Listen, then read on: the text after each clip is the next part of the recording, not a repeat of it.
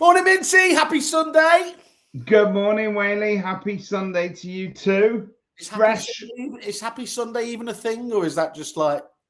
I don't know. I feel like Happy Sunday is something that people say. You know, the same people say, "Have a happy Monday." Have you got the Mondays? Have you got? No, I'm sure he'll bounce on as our only viewer. But I did say to Christian Byfield, he was showing me one of his very exciting AI enhancements at the depository. But he started it off with super excited to bring it to you, and he almost lost me there. Was super excited. Whaley, you've been swimming again this morning. I've been like is it an exocet? Is it an exocet anyway, I propelled through that water like the hunt for Red October. I managed, I've got this, I haven't told you, I've got this nemesis who's who's this pensioner. I don't know why you're bringing that up. Okay. Oh, sorry. That's what they call juxtaposition. I'm sorry. I was going to say, sorry.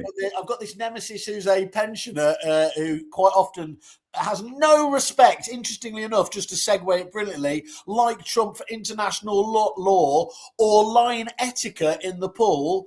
And we have a little bit of a battle going on that is I'm winning at the moment. Well, let's just let's touch on Trump because everyone's got an opinion on it. So Denmark has renamed Greenland Epstein Island just to sort of keep him away from it at the moment. What do you make of it? I mean, other than the fact that I think last week we discussed that EXP agents in Venezuela are now a thing, and they're getting ready to take over Greenland. Well, I don't want to be contentious, Mincy, but you know what? On the whole, I'm anti-paedophilia. I'm not I've weighed it up. I don't want to just jump in one way or the other, but I'm not a big fan. I do think we are actually beyond the kind of the Rubicon at the moment, or behind the looking glass, as they say, where it does feel like every bit of mad shit is literally like. Do you remember there was a comedy series called Big Train? And yes. It was basically about this boss who the staff would come in and complain about something, and he'd do things like juggle kittens or do a trick or something just to completely distract him. It feels like the whole planet is doing that at the moment, isn't it? For the fear of redaction. It's craziness at the moment, but there are some very real changes happening in the planet. I think it's very likely that Iran will become a free society by the end of the week, which is, I think, very exciting for the region. Look, I think it's fingers crossed on that, isn't it? And it is amazing. And as ever, it really does have to come from within. And it's a real challenge for somebody, obviously, as woke as my good self. In that, obviously, when he went batshit mental. Funny enough, when they were just about to release the files previously, and he did obviously with Israel, they hit Syria, didn't they?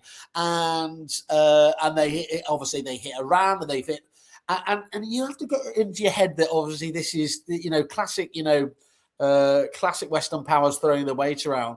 But what you can't, even though I despise Trump, what you can't then sort of say, it hasn't been a benefit is that. Hezbollah has obviously largely been destroyed. Syria now, through its own devices, is becoming more diplomatic.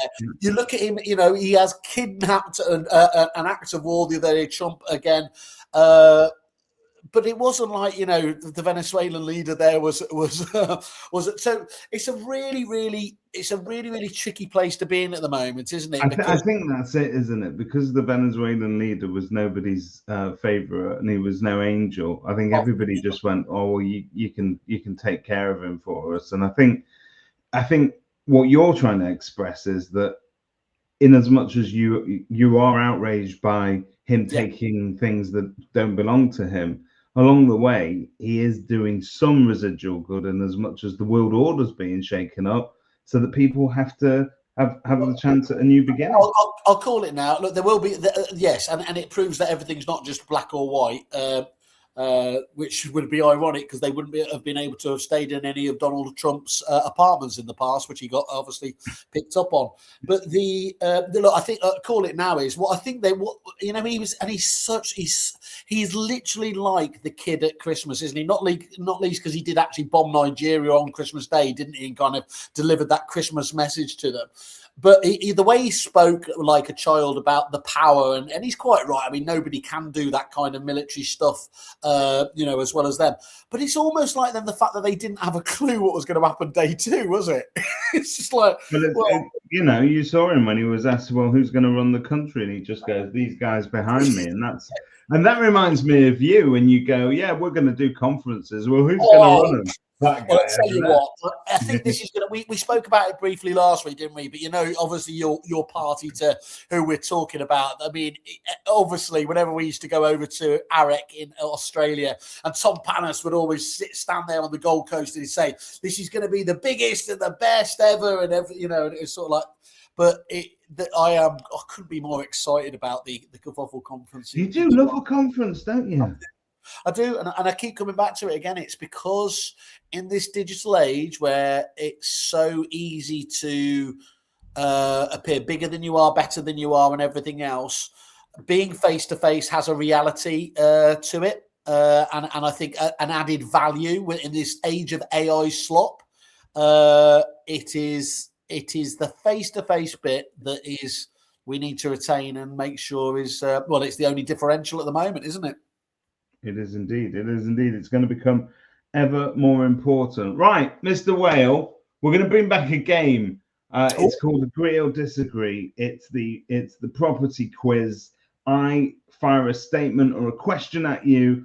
You have to tell us whether you agree or disagree with it and offer a little bit of explanation. Try not to get cancelled along the way because some of them are a little bit curveballish. Right? To be honest, my whole career has been trying to get cancelled, and I've, in many ways, there is a kind of Trump link there, isn't there? The Teflon Don and the Teflon Whale. But I tell you what, just before we do, did you see Russell Quirk told me a new one? Because obviously Simon Bradbury, I won't say he forced me kind of like in any other way that it was positive, but he did force me last year to do the property predictions article. Yes, I saw that. And I wasn't 100% right, but I did tell it at the time. Is look, I really don't have any merits to be able to comment on this. So before we go into this, can I just do the normal caveat, of course, that I am from the world of prop tech rather than anything at all to do with property? Let's do it. Let's do it. Do you know what? I think that we covered this last week as well. That you have spent 3 decades in property, and you still consider yourself to be an outsider. Well, look at this fella here. You talk about 3 decades. Mr. Robert May is joining us here. I mean, this is the man that virtually created lettings. Certainly, most people will know, obviously, the old CFP software. That if ever there was something that I have heard it said that Queen Victoria found Robert May on the steps of our hallowed institutions, raised him up into property, and he created the modern industry that we know today. It feels like that's that Alan Partridge thing where you then say, thank you, Robert, for sending me in that to read out. No, Robert has been doing this for longer than most of us. He's seen it all. Right, ladies and gentlemen, Mr. Simon Whale, agree or disagree? Yeah. Prop tech hasn't reduced workload, it's just changed what we're busy doing. Okay. Say it again. Prop tech, it hasn't reduced our workload, it's just changed what we're busy doing. No, I think it has reduced the workload. I think there's no doubt at all you can say that otherwise there's literally no point to doing it. I think what I'd be really fascinated to look at, David, is looking at what the average amount of staff there was in an agency office, say 30 years ago, 20 years ago, 10 years now, the amount that's being done and everything else with increased compliance and everything else that's being lumped on top of it. And I think the fact that we are dealing probably with less people in those offices shows that technology is filling a crutch. Is filling a really valid role there. Are agents being busy fools? I think there's definitely a piece to that, isn't there? So yeah, I can't even remember if I agree or disagree now. So I think I think you're disagreeing with the statement that prop tech hasn't reduced the workload. I do disagree with that. Yeah, I disagree. Okay, fine. Let's step it up. And look, we got again. He's got to stop coming on because we give him a free. But the depository is a classic example of that. If you look at what those guys do, and again, I'm not going to shout for him because he'll come out with it. But the new AI stuff they're doing around AI proposals and everything else, there, you can't look at that sort of stuff and say that it's not making a material difference. Christian raises an interesting point. He says the tricky thing is, in lettings 20 years ago, you didn't have to do 90% of the work that we have to do now, because the name of the game has changed due to legislation and due to sort of just the various different, the extension of an agent's job. Mr. Robert May, technology is putting a barrier between agents and the public. Find that interesting. It'll be interesting to get a bit of I mean, I can see where you're going with that, and I think there is definitely, because it should be the exact opposite, shouldn't it? It should be making everything easier, and if it isn't, that's a remarkable failing. Who was it? I can't remember. We were at one of the conferences where somebody, was it Vicky from Location, and she was, I think she was citing somebody else where, don't implement any technology unless it's going to actually help the consumer, regardless of anything else. And I think that's quite a nice focus to have when you're looking at an exciting, shiny bit of prop tech. Is, does it actually material deliver for the end client? Well, let's neatly segue off Robert May's comment into my next question. Agree or disagree? A state agency is fundamentally a people business pretending to be a tech business. Is it pretending to be a tech business? I don't think it's pretending to be a tech business. No, I disagree again. No, I agree fundamentally it is a people business backed up by by the tech and data that underpins it. So I think until those, what are they called? Is it Elon Musk's Optus robots are actually out there doing valuations, killing us all? I absolutely think it is a people business for the time being, with that little caveat, get out of jail goal. Good morning to Amy Shields. She's there. What's she saying? She's saying, I wish AI could do compliance. Yeah. She of course doesn't wish AI could do compliance, because then she'd be out of a job. But compliance is very much everything that they do. The reason that AI can't do compliance at the moment, Amy, do you want to offer a statement or a reason for that? I think that we're getting closer to the day and age where AI is going to be able to spot anomalies. Question here is whether human behavior. Do you know how, like, you used to call your bank 10 years ago and it was press 1 for this and press 2 for that, and still actually I can't tell you how many estate agents we call where you've got such a massively long numbering system to get through to somebody human. But we got trained, didn't we, to get past the call centers? We got trained to get past the chat bots. Are we being trained to get past the AI bots and AI? Let me ask you, because last week you was talking quite rightly about how I gave you the option to save the world from Skynet and absolutely certain demise if you turned it off, and you still said no. So let me ask you this: when you get through to an AI chatbot of any type, is the first thing you do to say, pass me through to a human, or do you try and persist with it for first of all? Yeah, well, that's interesting. And I spoke to a few agents this week, actually, in Scotland. We were talking about AI. And one of those things is, if you don't like AI, you will do everything you can. The minute you twig that something is artificial, you'll try and do everything you can to get out of it. But whereas most of us, I think, who are busy, actually don't care that much if it gives us what we want. I prefer a chatbot. I prefer a chatbot, than phoning up and going through that rigmarole of 1, 2. As long as it is a good one, because then you can multitask and do all the rest of it. I absolutely do prefer that. Just as you were talking there, though, you were mentioning you were talking to all those Scottish agents. And have you seen that the brilliant Scottish comedy Still Game? Yes. Have you seen the one when the two Scots are caught in the lift and it's an AI lift, and and he go, oh no, what are we doing in here? It's not going to understand us. And for the next half an hour, they're trying to do American accents, English accents. We'll have to post at the end of it because it is. you say that because literally my first hour in Scotland, so I arrived, lovely place, lovely people, invited me down to talk about prop tech and technology innovations, and great. Sat around this table, and there's the agents, and there's developers, there's investors, there's all sorts of interesting property people. And then I realized, because sometimes that drive up to Scotland is a beautiful scenic drive, and you forget at some point the language barrier completely just comes up at some point after Gretna Green. And I arrived, and the guys were like, yeah. And I'm like, wow, sorry, what? Well, I would like to apologise to our Scottish viewers for that casual racism. No, well, what I'm trying to say is it takes me about an hour to tune my ears in, and for the first hour, I kept going like I was deaf. Like, what? Excuse me, pardon? Can you repeat that again? So eventually, thank God you said they were all lovely people, because otherwise we'd be dealing. They are all lovely people, and do you know what? I walked away from that thinking that somehow, and I think they'll probably agree with me.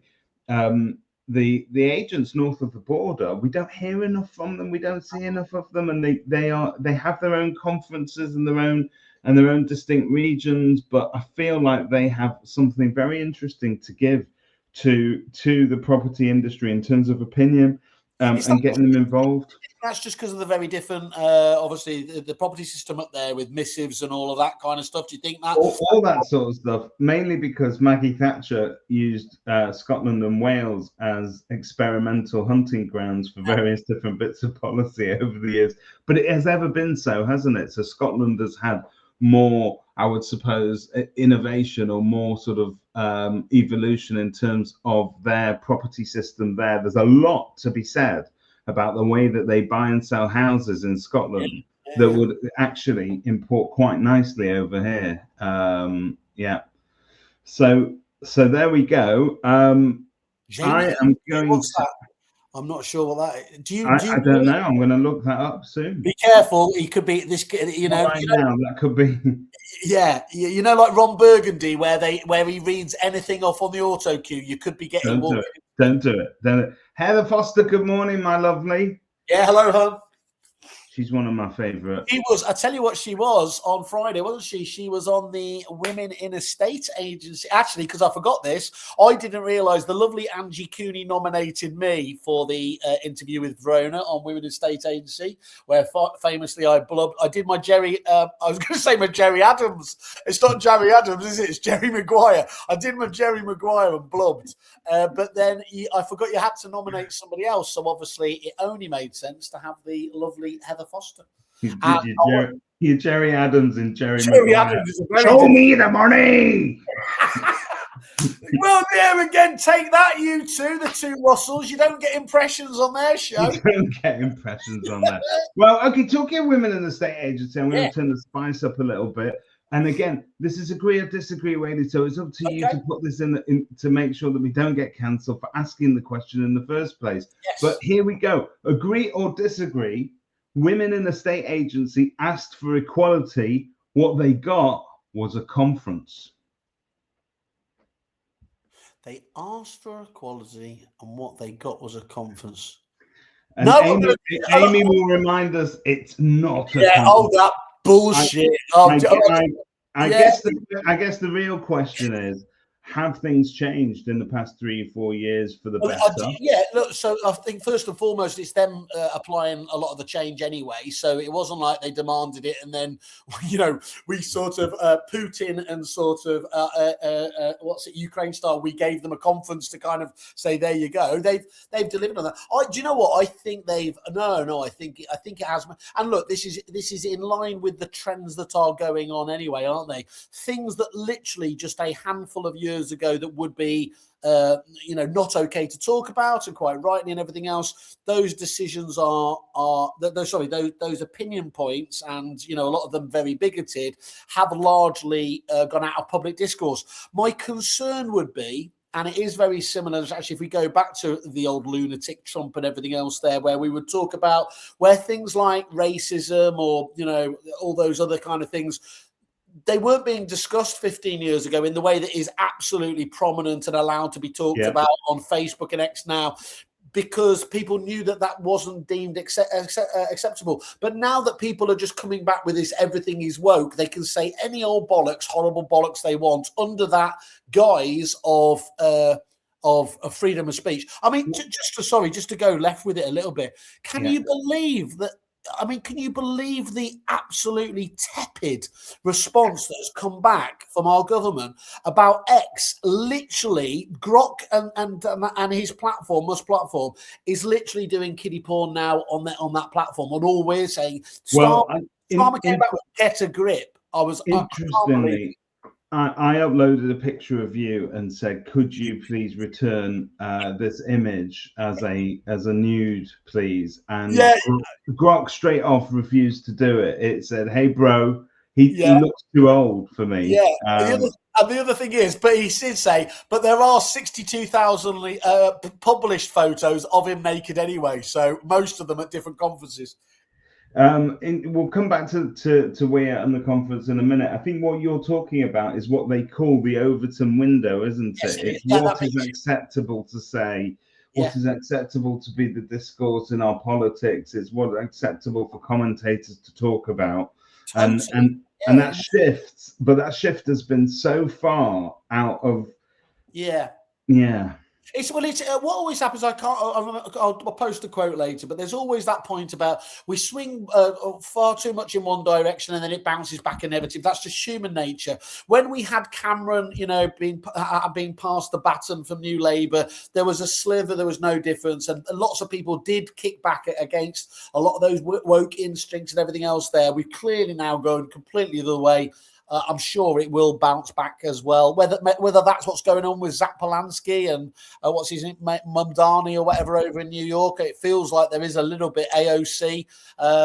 It swings and roundabouts, isn't it? Matt Foster said asparagus. That's our little code name. Thank you for that, Matt. Good to see you. Good to see we're attracting everyone. Is this like the Manchurian candidate? Is he just activated you? My response is the ducks fly west for Easter, Matt. Thank you. Thank you for that. What a lovely man Matt is. I've never met him before, and then I met him at the RAND conference. I mean, you had to say that because he's also quite handy, and he would batter you. Oh, he would absolutely batter me, but it's a good job he can take care of himself because he's married to Heather Foster. So definitely. I mean, he needs to keep on his toes. Let's face it. I imagine, like in Godzilla, let them fight. Let's see. Maybe that's the next charity bash we should do. What, pitting Brummies against each other? I'm not sure that's legal. I'm not sure we can do it. I think if this industry doesn't do it, Channel 5 will do it. I'll take it to them. Going back to the Women in the State Agency conference, famously they're shouting this year that it's not a conference. What do you, as a member of the public and somebody that has the ear and the hand and the eyes of some of the Women in the State Agency committee, you're quite pally with some of them. What do you understand from that? And also, let's face it, you're such a huge fan of conferences. What do you understand by not a conference?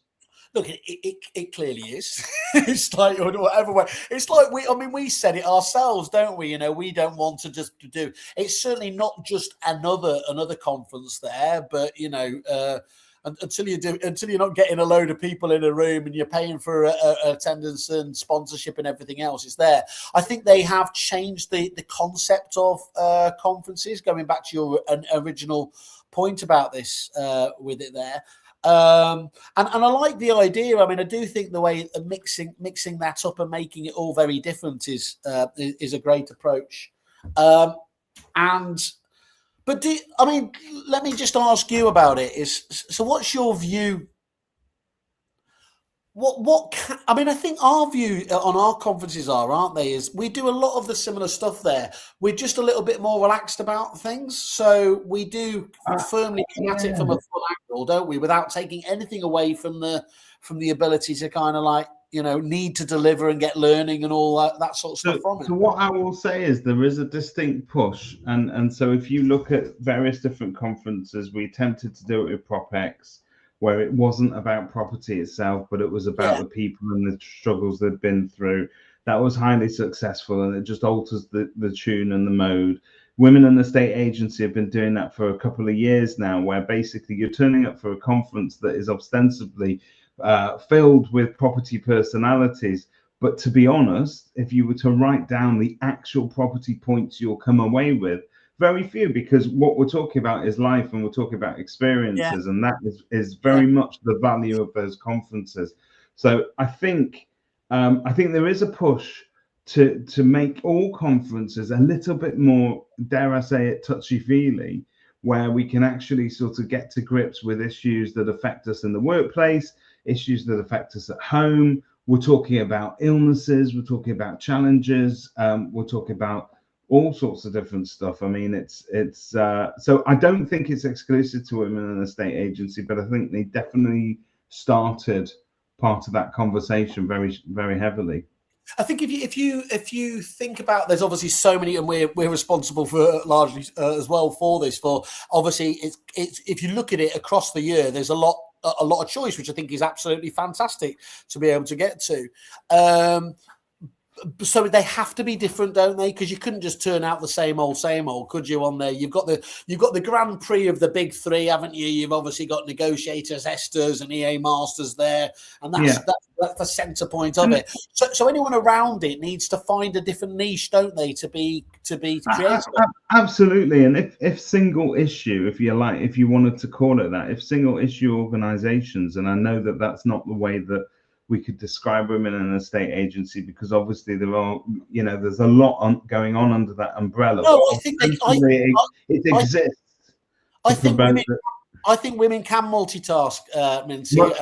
Much better than we can. But I think if you were to look at single issue conferences, I'm actually much more of a militant feminist than some of them, and I would say yes, it absolutely does need to put blood in the water. It needs to challenge all the precepts and everything that we're used to dealing with in this industry, and it needs to bring about change. That charter that they brought in is a really positive first step to those kind of changes. Yep. It wasn't just a money earner that I thought, how do we do this? And can we come up with our own full charter? let's look at a man that is very much in touch with his own ovaries, Mr. Christian Byfield. It's not just equality. What I loved about the annual Women in the State Agency event is it opens our boys' eyes to our use of language, understanding of fears and challenges from women, and what they face, and a better understanding of what they end. But here we go. He says, someone in any sector could attend WEA and walk away with almost the same lessons and learnings. It's about culture, mindset, attitude, not the actual industry itself. Well, there you go.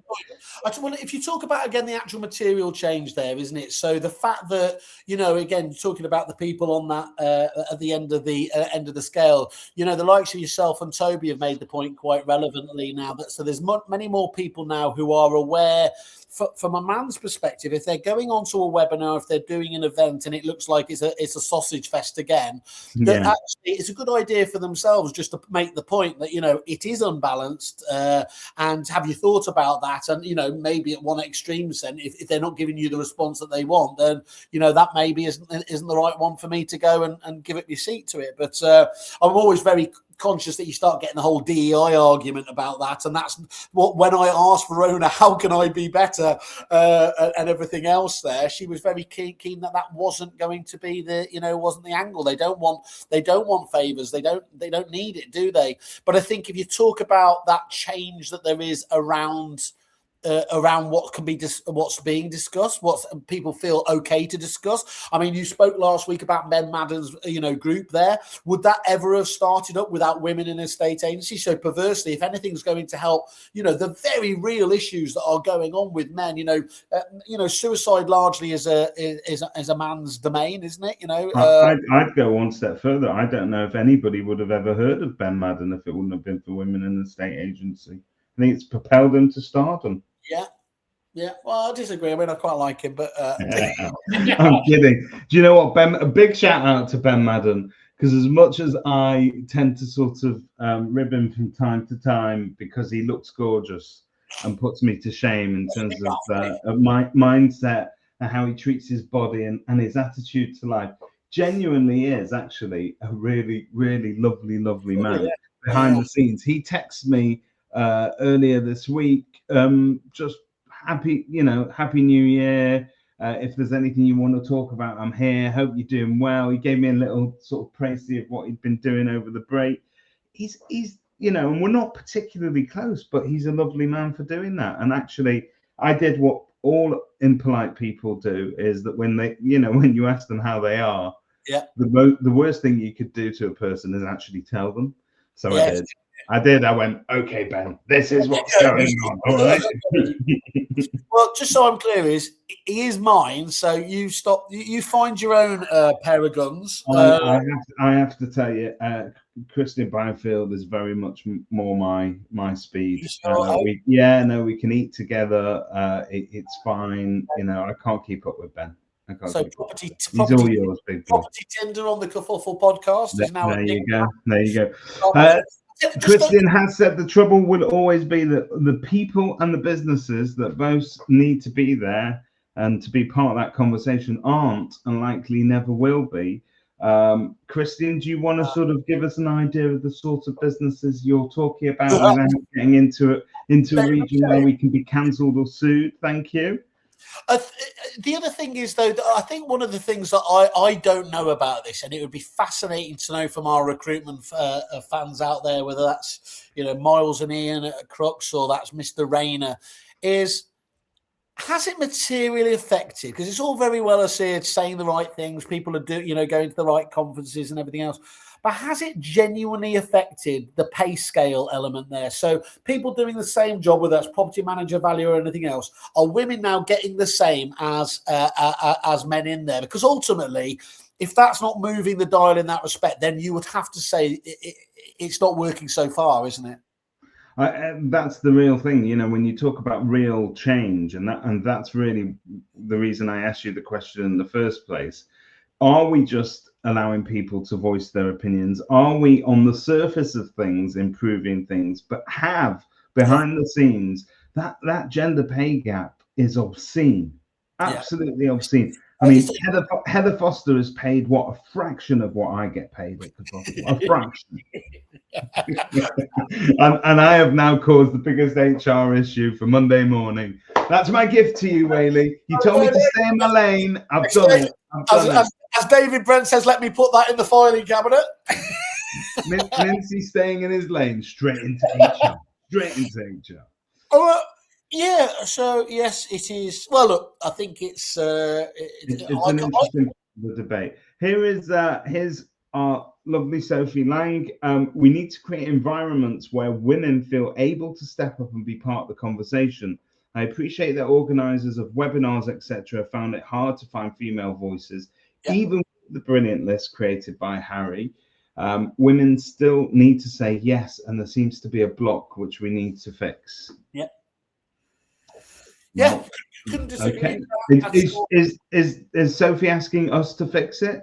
She's saying she needs a man to fix it. All right, no problem. That's a stereotype. Whaley will sort it. You know what they did need last week, though, as they were on one of their nights out? They needed Whaley to sing to them. So I was delighted to have got a call late at night from the from Rhiannon. I got one of those as well. It was very amusing. I do like the Lang Llewellyn team. They work increbly hard. I have to say that they work incredibly hard. Play hard. That's it's amazing. Robert May. I think this is quite interesting. You can spot the men without daughters a mile off. They're still comfortable with the jokes, still directing technical questions to the junior lad instead of the senior woman. Still surprised when she outperforms them, and it's not that they're bad people; they just haven't had their vision corrected yet. Yeah, that's quote of the day. That is quote of the day, isn't it? Robert May, a shiny award is off in the post to you. We'll have to buy one of them. Right, Mr. Whale. Oh, here we go. Rhiannon Llewellyn. It wasn't a birthday. Happy birthday to Rhiannon. She's had. So both Sophie and Rhiannon have had big birthdays, I think, recently. So happy birthday to you. That's how it works. They're almost annual, David, is my understanding. Yeah. Sometimes greedy people get more than one a year. Here we go. It's changing, in my opinion, led by the hundreds of amazing SE women agents. Oh, self-employed women. Yes, now that's very interesting, isn't it? There is actually a really good sort of cohort of self-employed women agents, and we can name some of them here. Holly Price smashes it, doesn't she? Pretty much every time at the various different awards, and obviously the EXP awards as well. But then you've got people like Katie Paul, who previously was part of another team, but then went out on her own and is doing it. It is really encouraging, isn't it, Simon? It's brilliant. And the only thing about Katie Paul, who, if you'd asked me before last December, I would have said absolutely agreed. But she didn't come to the RAN conference, so she's now persona non grata to me.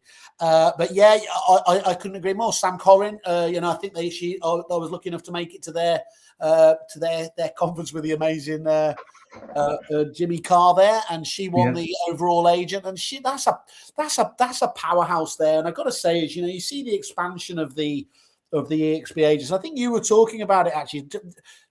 If we come back to it in a second, one of the few times ever that I have been proved right very quickly at the end of last week's show. You asked me my big predictions for the year, and this might not seem the most clever, but it's bloody hell, it didn't half come home to roost there. And I just made the point about the merger and acquisition activity, both in agency and in prop tech, is going to be at probably a much higher rate this year.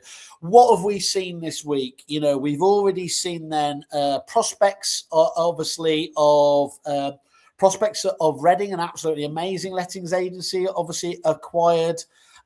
We've seen who is it? I think it was Chase Buchanan also acquired. Who did they get as well? Chase Buchanan has completed the acquisition of Whitley and Co. So that kicked off there. We saw who was it? Prospects, yes, went to where did they go to? Was it they went over to?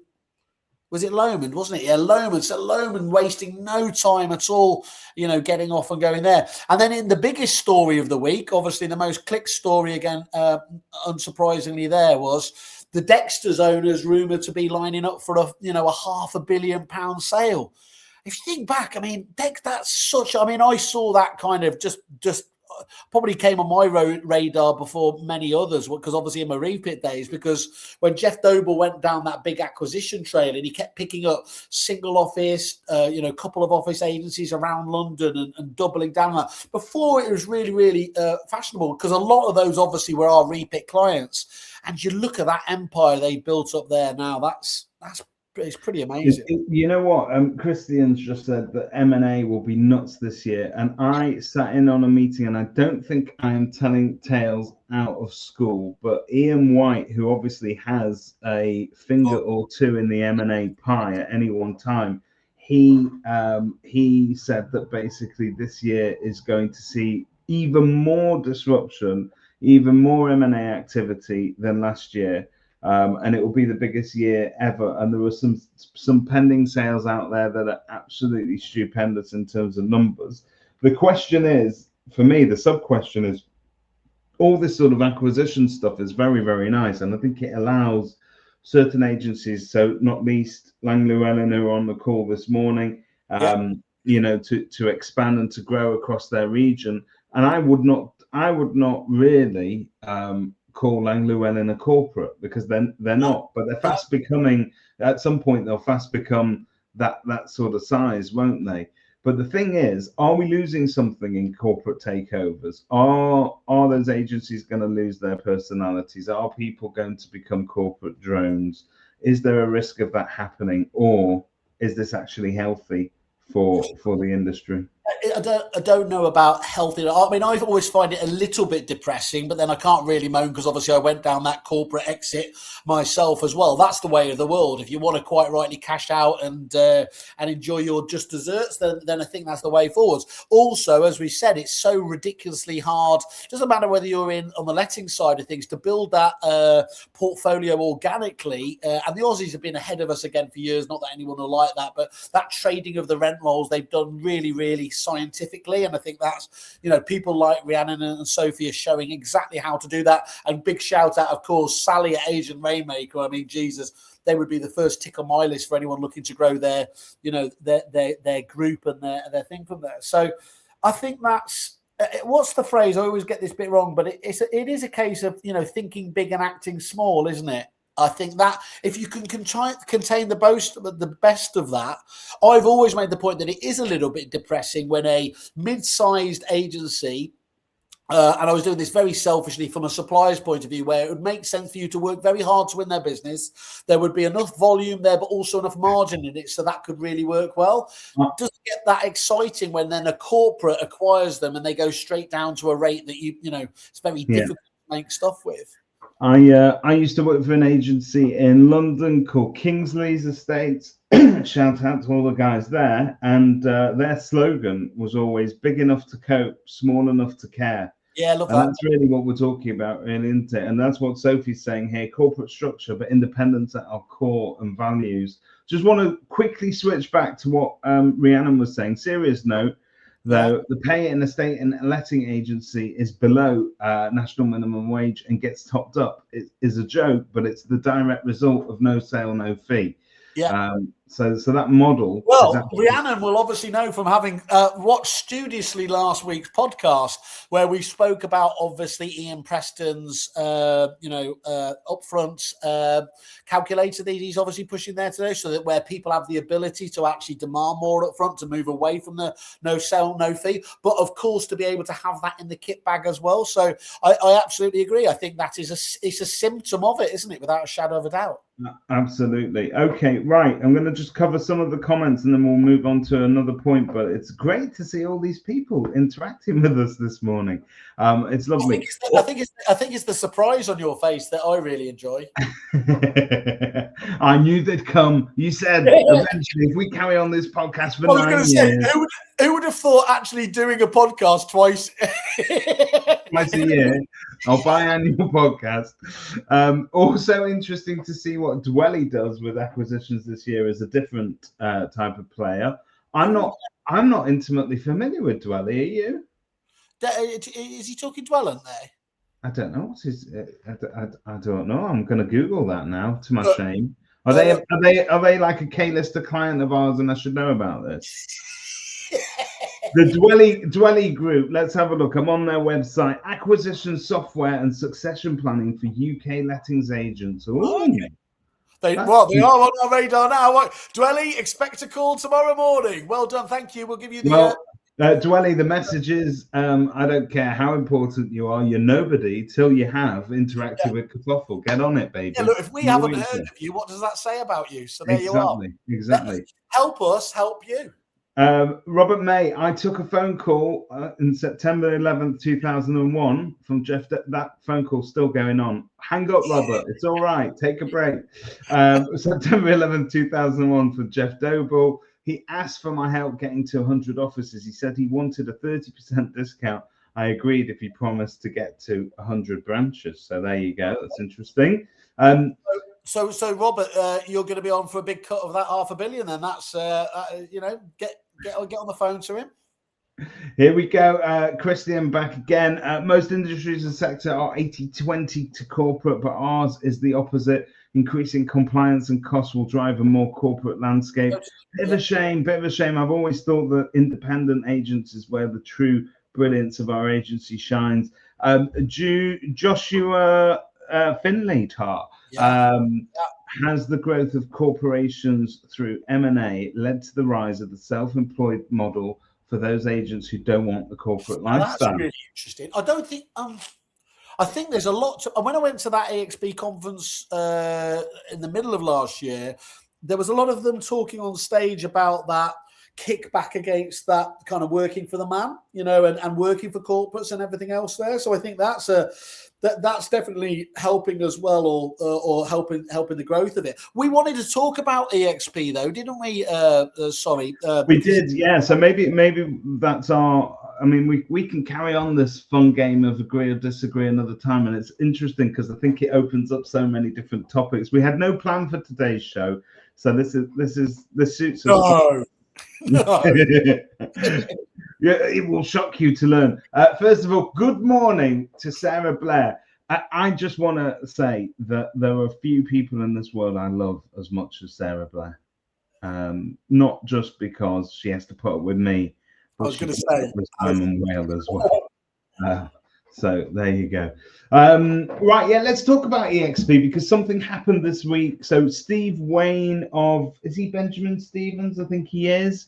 Yep. In Edgware in London, in that part of the world, Finchley, that sort of in the bagel belt, as we call it, down there in London. And I think that he was, for a few weeks, a couple of weeks, he was sort of saying something big is coming, something's about to happen, it's about to happen. And then they announced that they have, as an agency, so not as a single agent, but as an agency, joined EXP as a fully baked agency, which I think is quite interesting. I sent Steve a message to sort of congratulate him. We've not had a massive conversation, but I have spoken to sources close to EXP who have said that this sort of move makes total sense for them because it will ultimately bring down a lot of their overheads. It will still allow them to trade under their own brand, obviously with EXP in the tagline there. But it's a very interesting shift. And I think actually what interests me most is I wanted to know how the model works. And I think how it works is that all the fee earners at your agency have to become self-employed in order for this to work. Exactly.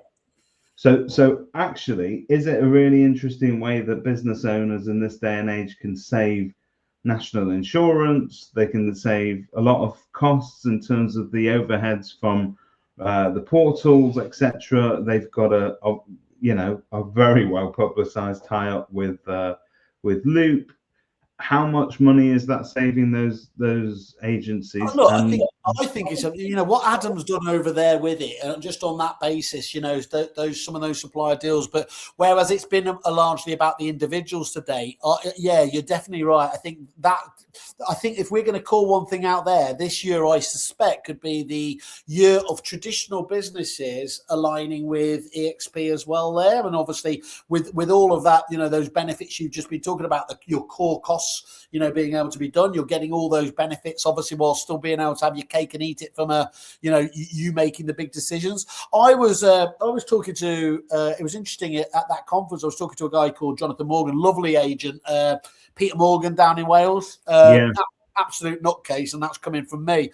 But hearing the way it was so beneficial for them, and they've gone down that route, and that is that's a really, really good agent, does a lot of volume and everything else. And hearing from Steve Wayne and everything else talking about it, I think there's going to be a real explosion of that over the course of the year.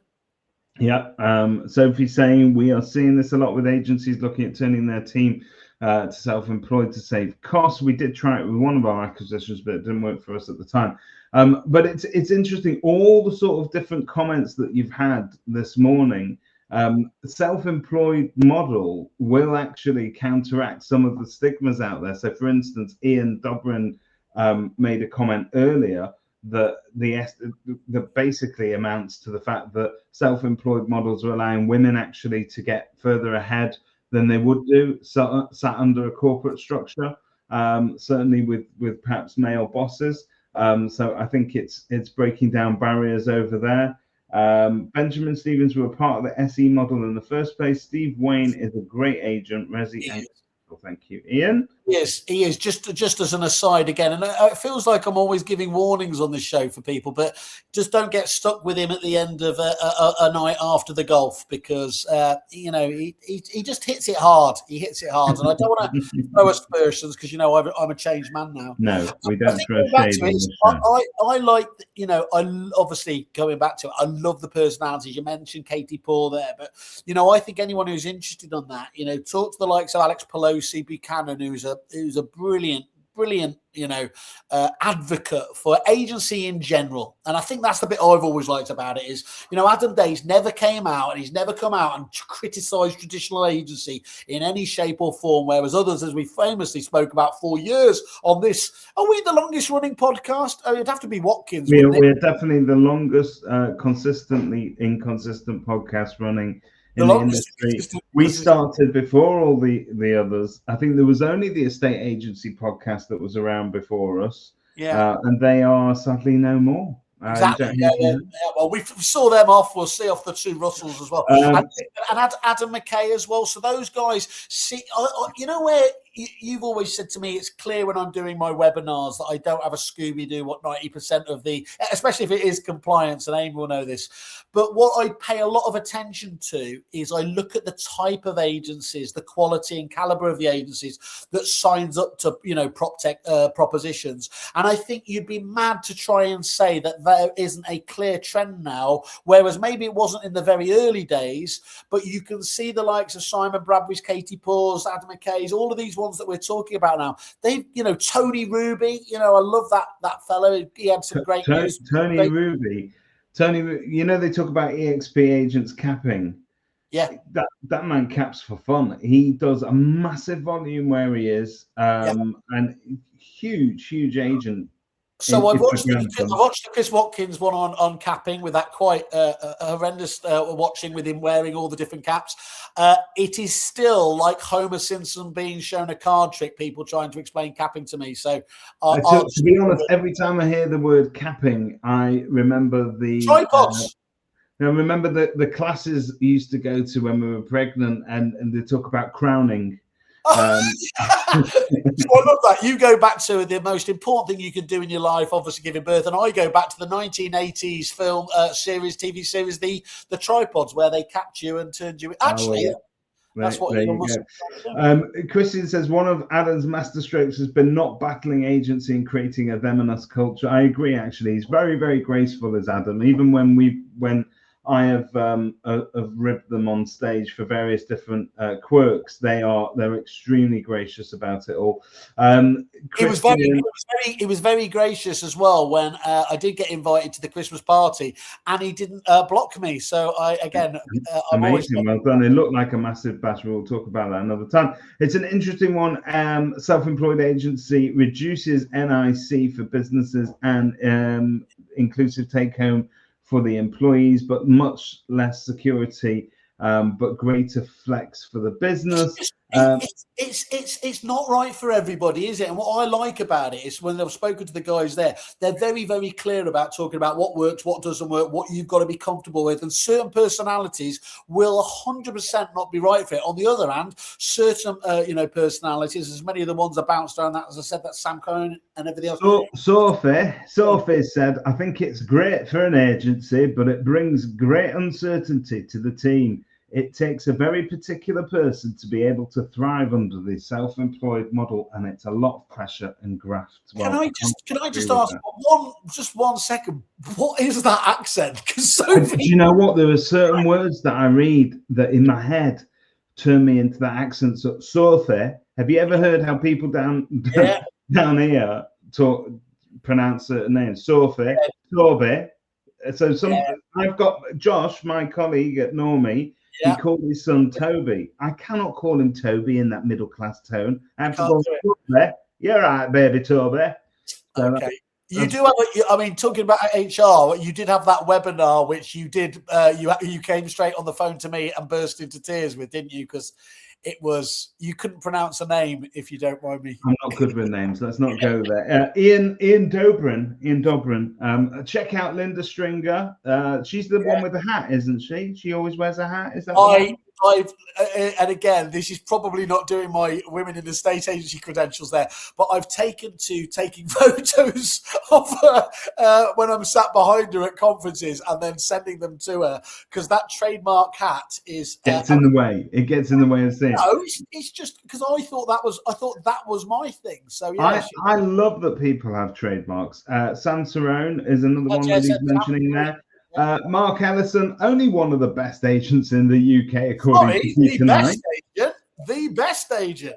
It depends who you ask. But if you ask Peter Knight, he is. I've got to tell you. No, Mark's a great agent. Whaley and Mincy, can a Sunday get any better? The answer is no. Happy New Year to you as well, Mark. As successful as last year. That's not true. That's not true. We could do a who was it died on stage? David Mintz and Simon Well in 2018. We did do that. Yeah, no, we didn't know. But what a comeback story, though, eh? I almost, again, you know, my problem with it, I almost said Tommy Robinson there, but I think that's just me there. No, it was Tommy. What's his name? Tommy Cooper. Tom Cooper. Do you know the worst part of that again is where they all think it's part of the act? Yeah. I've watched that clip a million times, and it's horrible. It is horrible. Sophie Lang, it would kill off the shit lazy agents, and I think it would bring up fees, as now people's own livelihoods would be on the line instead of just the business. And I think that's right. I think valuers act a different way when it's coming straight into their pocket. There is no doubt about it in my mind, from what I've seen from the Australian and American markets, that has a huge degree of truth into it as well. Yeah. Sophie Lang saying she is West Country. Do you want to do a West Country accent, Whaley? I know you're very good with accents. No, because you know every one of mine turned into Apu and he's been taken off The Simpsons. So we don't need that cancel culture here. Mincy, can I add something? A new, you know, you've dredged up in only the way that we can an old feature. Can I add in my new feature for the week? Please. Okay, it is the Whaley's glass half full feature of the week. So I was thinking about this, you know, when I was showing you those stories about the most clicked on stories from last year, and they were all so miserable. Oh, they were very draining. Everyone, you know, lots of people will say again, you know, it's all about their realists. So I thought as well, we should have at least every now and again something to talk about the positivity that's out there, because there is a lot of great shit. And I want to just read you two new stories, and actually she's down at that neck of the woods. The first one that I quite like was and this is from just across the world, was the first national forest in 30 years is obviously is being commissioned, stretching from the Cotswolds to the Mendip Hills. 20 million trees across 2,500 hectares in Gloucestershire, Wiltshire, and Somerset will be put into place. I don't think anyone can have. That's quite nice, isn't it? In this age of everything else, that we're going to be actually looking after the country. But this was the one that jumped out. You know, we were talking about the dangers of AI and everything else, and technology in general. Yeah. Did you see this story in the press this week? In a medical breakthrough that sounds like the stuff of science fiction, blind people have been again able to read again thanks to a revolutionary eye implant. It was via a microchip that was inserted under the retinas, probably doesn't sound like the nicest operation, of 38 blind people as part of a global study. And they just posted it this week. And 84% of the participants with this device enabled them to see again. Can you imagine that? You've lost the use of your eye, and you're able to go forwards with it on that basis. I think it's absolutely phenomenal. There is already existing technology without having to have an operation. Yeah. So I was involved in something recently where a chap that was blind needed various different technological accessories. So, for instance, glasses that have AI built in, and they basically view the world around you and explain to you in audio what you are, what you are seeing. Which I think is very interesting. So it wasn't like when I had my first Google glasses on, what it must have been 20 years, and I went around Brixton and I was shouting, hey, Google Glasses, show me the way to XYZ estate agents. And literally a group of 4 kids was following me, and it started to get a bit dicey. It did. You shouldn't be recording kids with your Google Glasses anyway. Look, right, I'm going to cover I know off. what you're trying to do. I know what you're trying to do. You keep trying to make out that I've been on that island. I hate islands. He hate not people from Ireland, please. We're a big fan of the state agencies in Ireland.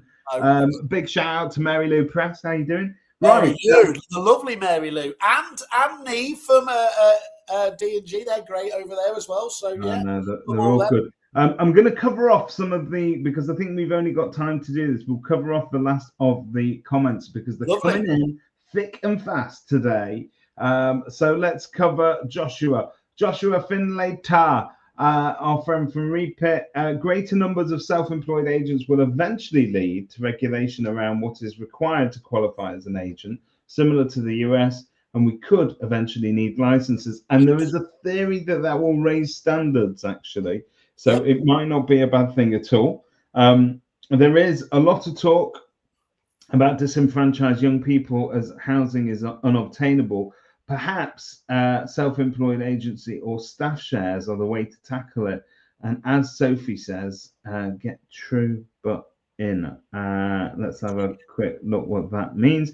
Can we have another shout out for the fabulous Sharka Wild, who sets off to I'm sorry, I can't pronounce that name. You know I'm no good with names. Akonga Quagga.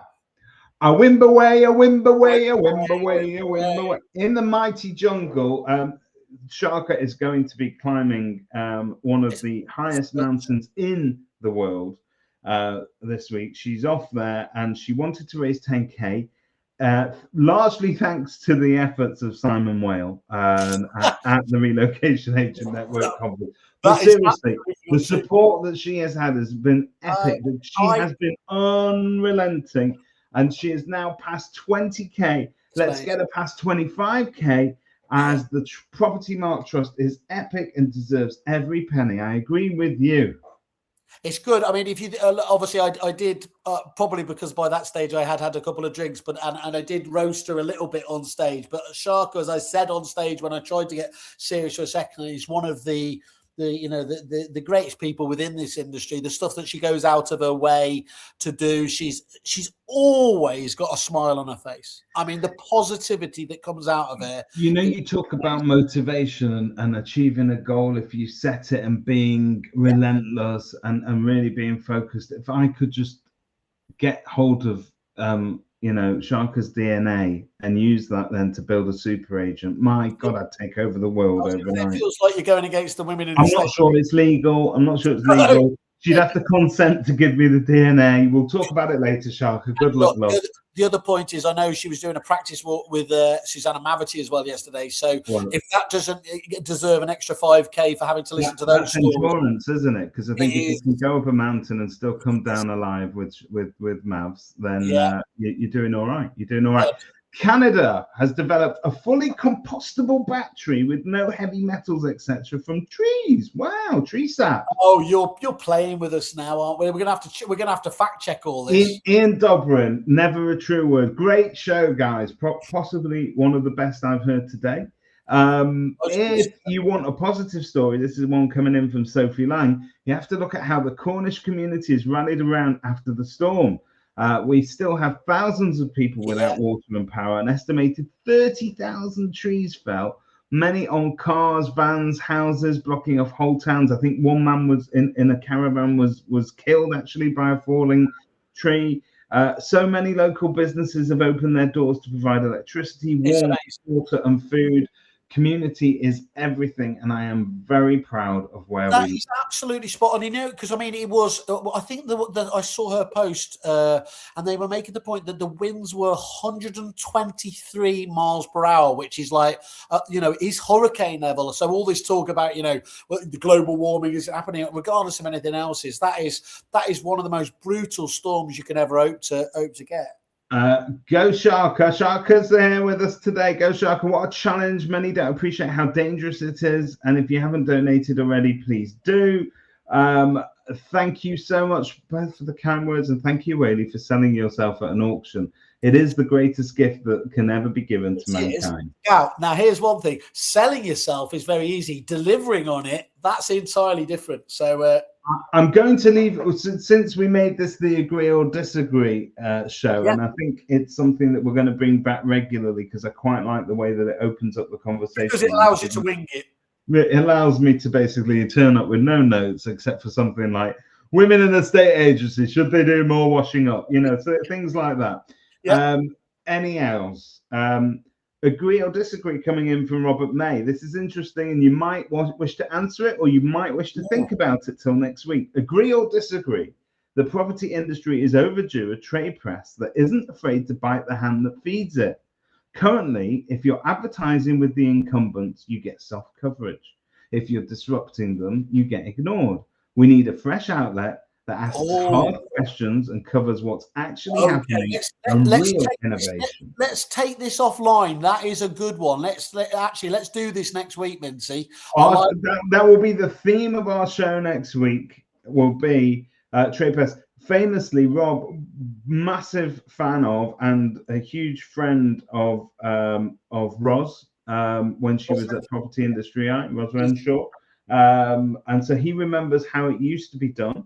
But we've been talking about this for a long time, haven't we? In terms of whether trade press becomes just a string of press releases, effectively announcing new products, etc., or is it there to really expose real issues? Anyone's got any thoughts? Jump on next week or send us it in advance as well, and we'll. That means we don't have to wing it quite as much. Wing it with Whaley. There you go. Okay, guys, a lot of love to you people out there in property world. Go sell some things. Go let some things. Make the world a better place, like you always do. Have a fab week. Bye. Love you all. Didn't feel